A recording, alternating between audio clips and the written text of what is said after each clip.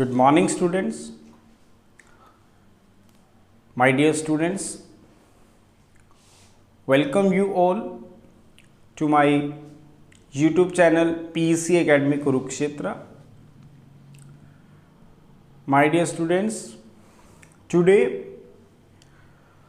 I will discuss along with you the most important numerical, and the numerical I have taken from Unit 2 Current Electricity Class 12th, and this numerical is based on concept of resistance in series and parallel. बहुत ही important numerical है। CBSE के exam में definitely इस तरह के numерicals put up किए जाते हैं बच्चों के सामने। हर बार इवैल्यूएशंस में मैं जब भी क्वेश्चन पेपर को देखता हूं तो मुझे इस तरह के numericals concept of resistance of series और पैरेलल पे देखने को मिलते हैं। तो इस तरह के न्यूमेरिकल्स को सॉल्व करने में प्रॉब्लम्स ना आए बच्चों को, इसलिए आज मैं इस वीडियो के थ्रू आपके साथ इस न्यूमेरिकल को डिस्कस करूंगा और जल्दी ही अपनी इस वीडियो को आप तक शेयर कर दूंगा ताकि आप इस न्यूमेरिकल्स को अच्छे से सोल्व कर पाए और आपको पता चले कि कैसे इस तरह के न्यूमेरिकल्स को सोल्व किया जाता है। तो क्या न्यूमेरिकल्स है, आप मेरी बैक स्क्रीन पर देख पा रहे हैं। The numerical is calculate the value of the resistance R in the circuit as shown in figure 1। This is figure 1। Calculate the value of resistance R, हमें इस R की वैल्यू को हमें फाइंड आउट करना है। सबसे पहला काम है मेरा इस R को फाइंड आउट करना। So that the current in the circuit is 0.2 ampere. Circuit के अंदर जो करंट चल रहा है वो 0.2 एम्पियर है। मतलब R की वैल्यू को इस तरीके से हमें फाइंड आउट करना है और उस तरीके से वो जो सेट की हुई है वैल्यू इसके अंदर कि R की वैल्यू को एग्जामिनर ने कहा है कि इस तरीके से इसके अंदर रखा हुआ है कि सर्किट में करंट है 0.2 एम्पियर का। तो बताओ कि R क्या है, आपके पास R निकालना है। साथ ही इन दोनों पॉइंट्स में what would be the potential difference between point A and B। इन दोनों पॉइंट्स में क्या पोटेंशियल है, डिफरेंस है, वो हमें चेक करना है।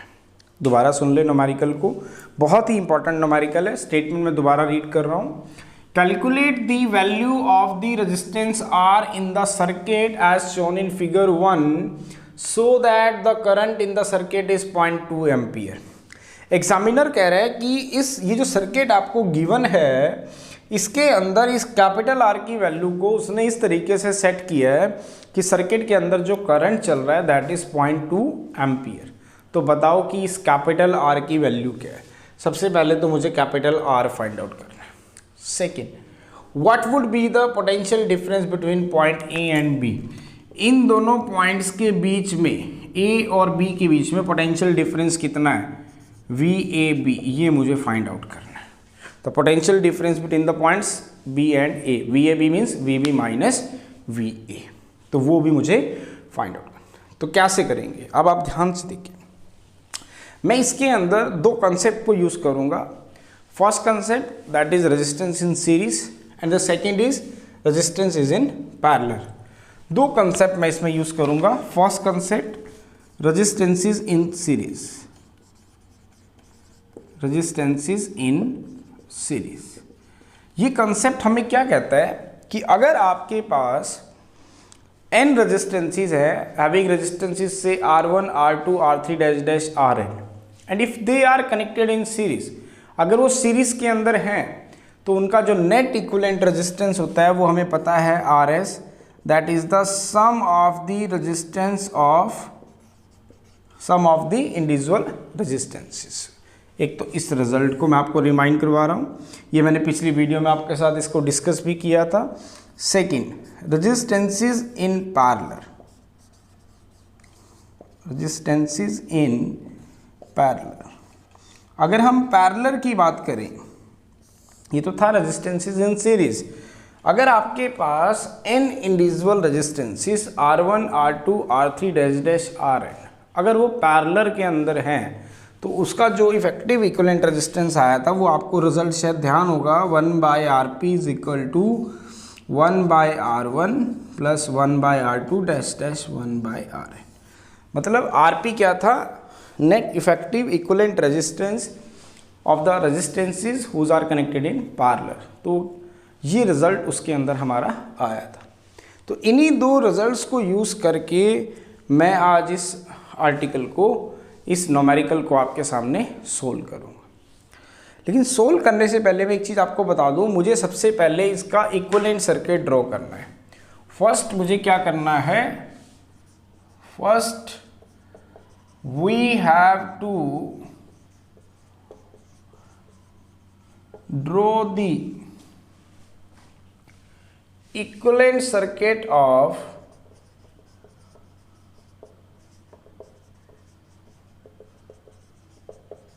फिगर 1। इस फिगर 1 का मुझे क्या करना है? इक्विवेलेंट सर्किट फाइंड आउट करना है। तो अब आप ध्यान से देखें कि सबसे पहले तो मैं ये चेक कर लेता हूं कि कौन सा रेजिस्टेंस सीरीज में है और कौन सा पैरेलल में है। तो देखिए ये मेरा करंट आया, मैंने आपको बताया था कैसे पता चलता है कि whose resistance is in series and which one is in parallel. जिन दो आर्म्स में रेजिस्टेंसेस लगे हुए हैं, आप उन दोनों आर्म्स में करंट को चेक करें। अगर एक आर्म से दो आर्म्स के अंदर करंट जा रहा है और करंट डिवाइड होके जा रहा है, if the amount of current following through the arms are different, और डिवाइड होके जा रहा है वो करंट उसके अंदर से, तो इसका मतलब if the value of the current following through the arms are different then the resistance whose are connected in this arms are in parallel. अगर करंट दोनों में अलग अलग जा रहा है तो फिर वो दोनों रेजिस्टेंसेस क्या हैं? पैरेलल में। लेकिन अगर आर्म के अंदर जो भी रेजिस्टेंसेस लगे हुए हैं उनके अंदर से सेम करंट जा रहा है तो सभी रेजिस्टेंस क्या हैं? Series. If the amount of current following through the resistances is in series, is same, then it is in series. Or if the amount of current flowing through the resistances are different, then the resistances are in parallel. तो आप ध्यान से देखिए, अब जो current यहाँ से आएगा वो करंट इसमें भी जाएगा, इसमें भी जाएगा और इसमें भी जाएगा। दोबारा देखें, ये जो करंट यहाँ से आ रहा है बेटा, ये करंट जैसे ही इस बी पॉइंट पे पहुँचेगा तो इस करंट का कुछ पार्ट इस आर्म में चला जाएगा, कुछ पार्ट इस आर्म में चला जाएगा और कुछ पार्ट इस आर्म में चला जाएगा। अगर करंट इन तीनों आर्म्स में डिवाइड हो गया तो इसका मतलब ये तीनों आर्म्स किस में है आपकी? पहली बात पैरेलल में है। क्लियर हो गया? सेकंड, जो करंट यहाँ से जा रहा है, देखिए वही करंट तो यहाँ से जा रहा है, इसका मतलब करंट इन दोनों आर्म्स में क्या है? सेम। जो करंट यहाँ से जा रहा है वही करंट यहाँ से जा रहा है, इसका मतलब ये दोनों रेजिस्टेंस किस में हो गए? आपके सीरीज में हो गए। तो अगर ये सीरीज में हो गए तो इसका मतलब ये दोनों का जो इक्विवेलेंट रेजिस्टेंस होगा वो क्या होगा? सम ऑफ इंडिविजुअल रेजिस्टेंसेस। इसका मतलब जब मैं इसको सोल्व करूंगा तो मेरे पास एक वैल्यू आएगी, दैट इज 10 ओम। इसका मतलब जो इक्विवेलेंट रेजिस्टेंस है between the arm B D, BC और CD, जो रेजिस्टेंस लगा हुआ है, the resistance connected in the arms, देखिए ध्यान से, जो रेजिस्टेंस ये वाला है और ये वाला है, ये दोनों किस में है? हमारे सीरीज में है। जो करंट यहाँ से जा रहा है, देखिए वही करंट यहाँ से जा रहा है, इसका मतलब जब मैं इसको सोल्व करूंगा तो इसमें जो रेजिस्टेंस की वैल्यू आएगी that is 5 ohm plus 5 ohm, that will become equal to 10 ohm. ठीक है, अब आप ध्यान से देखें, ये वाला जो रेजिस्टेंस है, ये वाली आर्म का जो रेजिस्टेंस है और ये आर्म का, ये तीनों किस में है? पैरेलल में है। ठीक है, दोबारा देखेंगे, ये रेजिस्टेंस हमारा कितना आया बेटा? 10 ओम। कैसे पता चला? देखिए ये करंट आया, करंट इन तीनों आर्म में गया। जब करंट इन तीनों आर्म में गया तो ये तीनों आर्म्स किस में होगी? पैरेलल में होगी। अब जो करंट इस आर्म में जा रहा था वही सेम करंट तो इस आर्म में आ रहा था, तो इसका मतलब ये दोनों रेजिस्टेंस किस में है? सीरीज में है। अगर ये दोनों रेजिस्टेंस सीरीज में है तो इसका इक्विवेलेंट रेजिस्टेंस कितना बनेगा? 5 ohm plus 5 ohm that is 10 ohm. इसका मतलब अब ये जो रेजिस्टेंसेस हैं बी, ये वाले, पहले मैं इसको ड्रॉ कर लेता हूँ एक बार ताकि मैं आपको दिखा दूँ।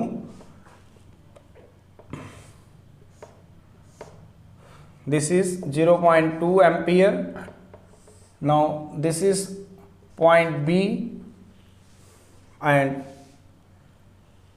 दिस इज पॉइंट ए, और अब यहाँ पे जो रेजिस्टेंस लगा हुआ है that is 10 ohm. This is point D, और ये जो रेजिस्टेंस है आपके पास, ये है आपके पास 15 ओम का, और ये जो रेजिस्टेंस है आपके पास, ये है आपके पास 30 ओम का। ठीक है, इसी तरह सेम मैनर से यहाँ पे लगा हुआ है हमारे पास 10 ओम, फिर हमने बैटरी लगा दी 2 वोल्ट की, ये है 6 वोल्ट की बैटरी, और ये टर्मिनल हमारा यहाँ कनेक्ट हो गया। This is 0.2 ampere, this is 0.2 ampere, this is 0.2 ampere. अब आप ध्यान से देखें, ये दोनों मेरे सीरीज़ में थे तो इसको मैंने सोल्व कर लिया। कितना आ गया मेरा ये 5 + 5 ओम दैट इज़ 10 ओम। अब जो करंट मेरा यहाँ से जा रहा है वो यहाँ से और यहाँ से, दिस इज़ फिगर 2, इन तीनों में डिवाइड हो रहा है। और मैंने आपको बताया था कि अगर करंट डिवाइड होगा तो रेजिस्टेंस किस में, हमारे पैरेलल में। इसका मतलब सबसे पहले मैं इसका इक्विवेलेंट सर्किट बना लेता हूँ। ये तीनों मेरे किस में है, पैरेलल में। मैंने मान लिया कि let R dash be the equivalent resistance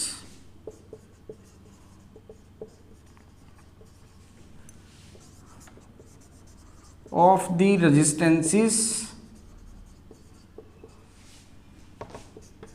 10 ohm, 30 ohm and 15 ohm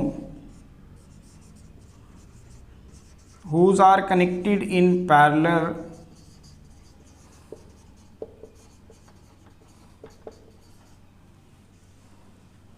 let R dash be the equivalent resistance किस किस के बीच में, between the points A B. R dash क्या है, इक्विवेलेंट रेजिस्टेंस है of the resistances 10 ohm, 30 ohm, 15 ohm whose are connected in parallel. तो ये तीनों किस में है, पैरेलल में। तो इसका इक्विवेलेंट रेजिस्टेंस हम पहले चेक करेंगे, that is 1/10 ohm plus 1/30 ohm plus 1/50 ओम, 15 ओम। 90 ओम हम एलसीएम ले लेते हैं। 90 ओम में इसमें अगर एलसीएम ले लूँ तो आप ध्यान से देखिए, ये आएगा 9, ये आएगा आपके पास 3, ये आएगा आपके पास 6, 9 और 3 12 और 6 18 बटे में 90 ओम, मतलब 1/5 ओम। इसका मतलब आर डैश कितना आ गया आपके पास, 5 ओम। इसका मतलब जो इक्विवेलेंट रेजिस्टेंस आया किस किस के बीच में, ए और बी के बीच में, वो कितना है आपके पास, दैट इज 5 ओम। तो मैं इक्विवेलेंट सर्किट ड्रॉ कर रहा हूँ। Now we have to draw the equivalent circuit of diagram 2। Now we have to draw the equivalent circuit diagram of figure 2। ये तीनों मेरे किस में थे बेटा, पैरेलल में थे। इनका इक्विवेलेंट रेजिस्टेंस मैंने निकाल लिया, दैट इज 5 ओम। इसका मतलब इस पॉइंट बी और इस पॉइंट बी और ए में जो आपका इक्विवेलेंट रेजिस्टेंस आया है वो कितना है, 5 ओम का है। तो मैं सर्किट को ड्रा कर रहा हूँ। दिस इज 6 वोल्ट, 6 वोल्ट की बैटरी है ये हमारे पास, and this is the point B. यहाँ पे हमारे पास जो आर डैश आया है that is 5 ohm, and this is 10 ohm, this is 2 volt, and this is 0.2 ampere, this is 0.2 ampere। ये हमारे पास अब इसका इक्विवेलेंट सर्किट हो गया। तो हमें क्या क्या चेक करना है? एक तो हमें क्या चेक करना है, आर की वैल्यू को फाइंड आउट करना है। किसकी वैल्यू को? आर की वैल्यू। यहाँ पे आपके पास एक रेजिस्टेंस आर भी था, अगर आपको सर्किट में ध्यान हो तो यहाँ पे हमारे पास एक रेजिस्टेंस था, दैट इज आर ओ।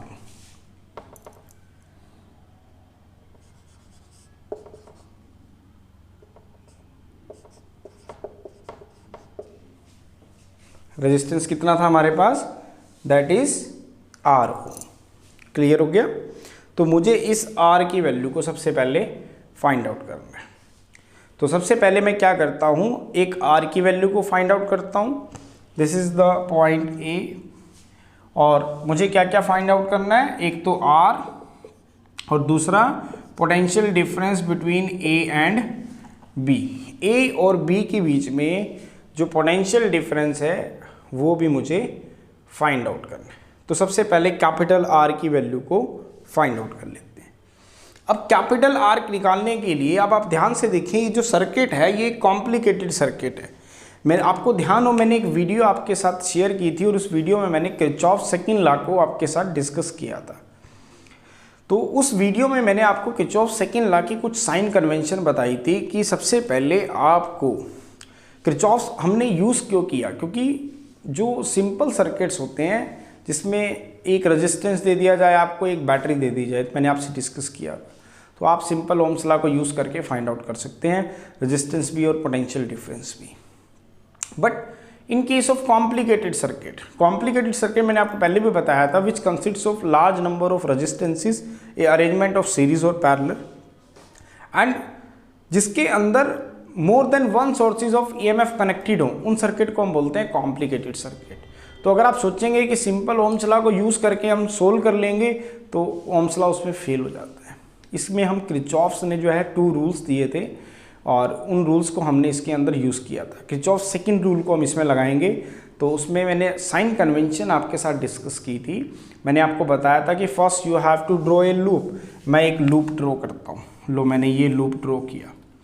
तो अगर लूप को ड्रॉ करते हुए आप बैटरी के नेगेटिव टर्मिनल से पॉजिटिव की तरफ जा रहे हैं, means negative terminal of the cell is encountered first, then EMF of the cell is taken as positive, और अगर पॉजिटिव टर्मिनल आ गया तो EMF of the cell is taken as negative. दोबारा सुने, मैंने आपको बताया था कि सबसे पहले आप एक लूप ड्रॉ करेंगे और first you have to draw a loop किसी भी डायरेक्शन में, क्लॉकवाइज में या एंटी क्लॉकवाइज में।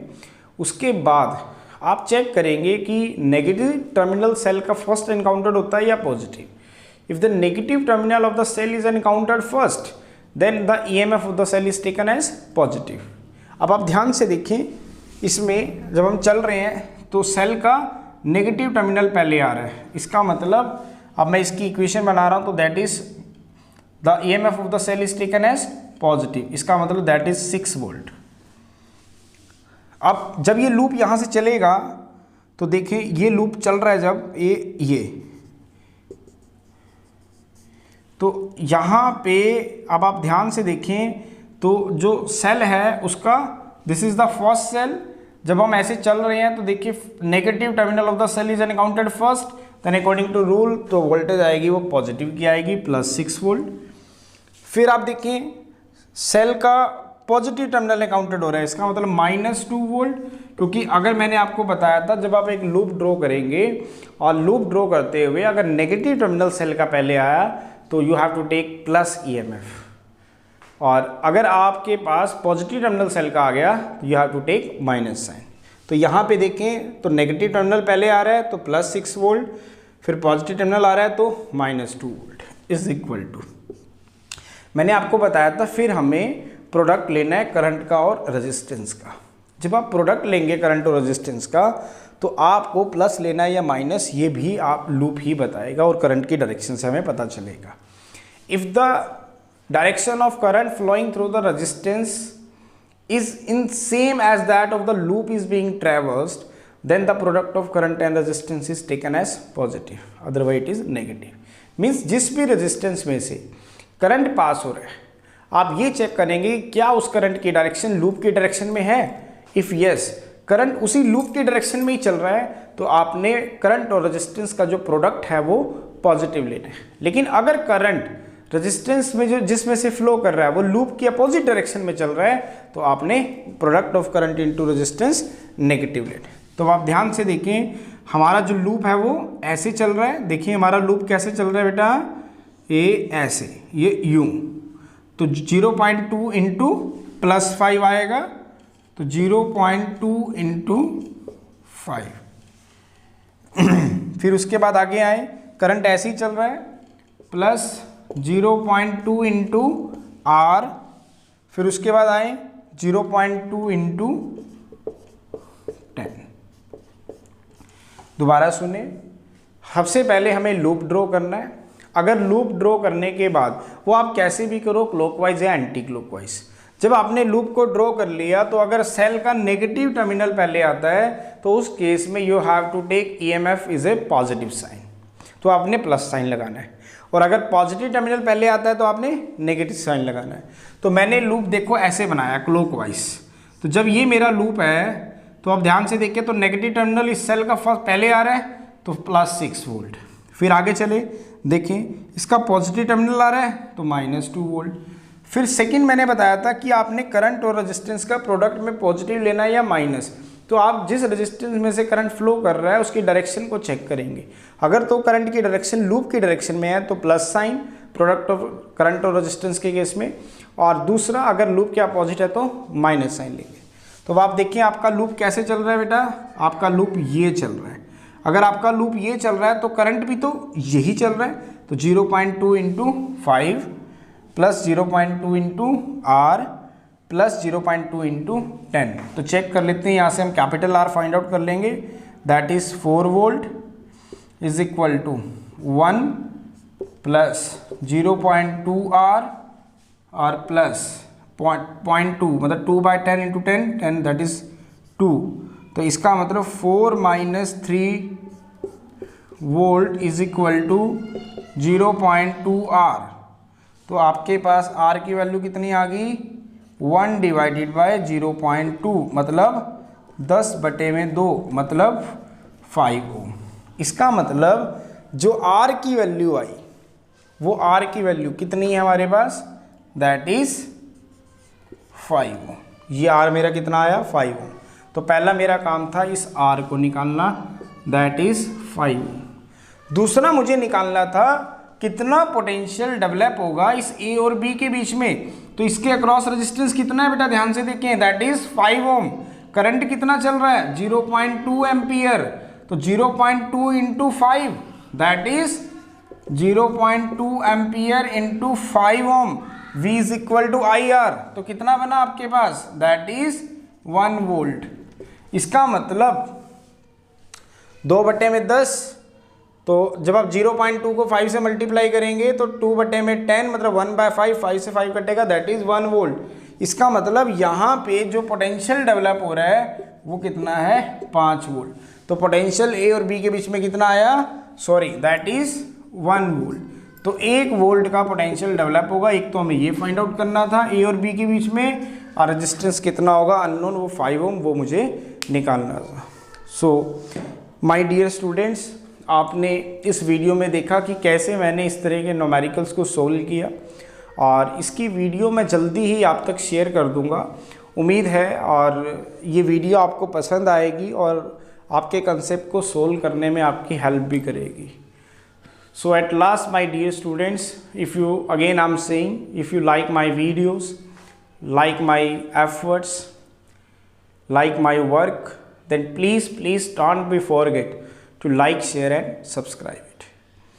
मेरे प्रिय विद्यार्थियों, अगर आपको मेरा काम पसंद आ रहा हो, मेरी मेहनत अगर आपके न्यूमेरिकल्स को सोल्व करने में, आपके कंसेप्ट को क्लियर करने में कारगर सिद्ध हो रही हो, अगर मेरे चैनल आपके फिज़िक्स के जो डाउट्स हैं उन्हें क्लियर करने में आपकी हेल्प कर रहा हूँ, देन प्लीज़ मेरे चैनल को सब्सक्राइब करना ना भूलें और मेरी वीडियोस को लाइक और शेयर करना ना भूलें।